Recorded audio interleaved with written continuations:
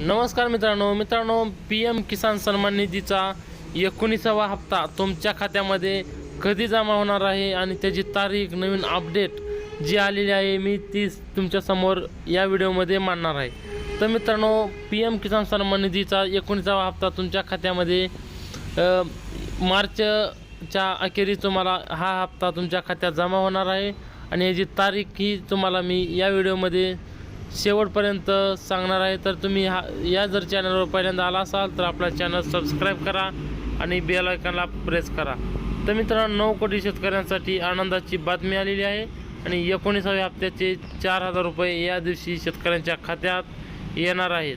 तर मित्रांनो, 9 कोटी ही रक्कम तुमच्या प्रत्येक लाभार्थ्याला 4000 रुपये असे या प्रमाणात तुम्हाला याची मोठी अपडेट आलेली असून तुम्हाला याचे वितरण लवकरच होणार असून याची तारीख ही जाहीर झालेली आहे आणि या तारखेला तुमच्या खात्यामध्ये 4000 रुपये पडणार आहेत।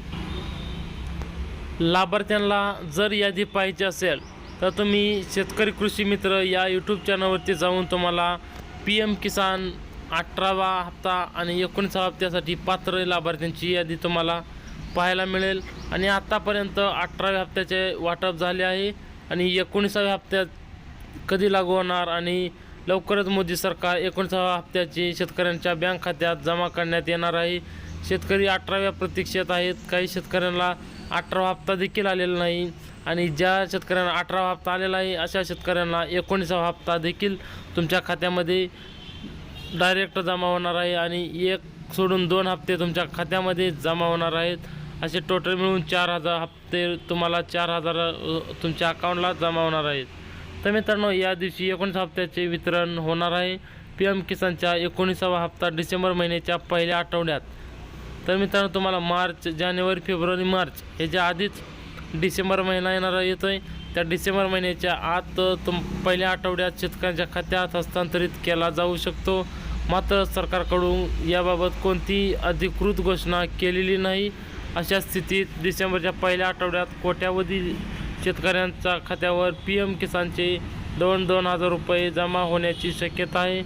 तथापि हप्त्याच्या अंतिम तारखेची अधिकृत पुष्टी अद्याप प्राप्त झालेली नसून तुम्हाला जर याचे यादीचं नाव पाहिजे असेल तर तुम्हाला pmkisan.gov.in या वेबसाईटवर जाऊन तुम्हाला यादीत नाव टाकले आहे की नाही हे तुम्ही थेट तपासू शकता।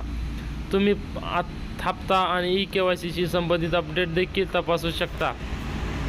तर मित्रांनो, तुम्ही जर KYC जरी केले नसेल तर तुम्हाला KYC करावी लागेल आणि त्यानंतर तुम्हाला पी एम किसानचा हप्ता लगातार तुम्हाला जर 2-3 हप्ते जर आले असेल तर तुम्हाला मुख्यमंत्री सन्मान निधीचाही हप्ता येणार आहे।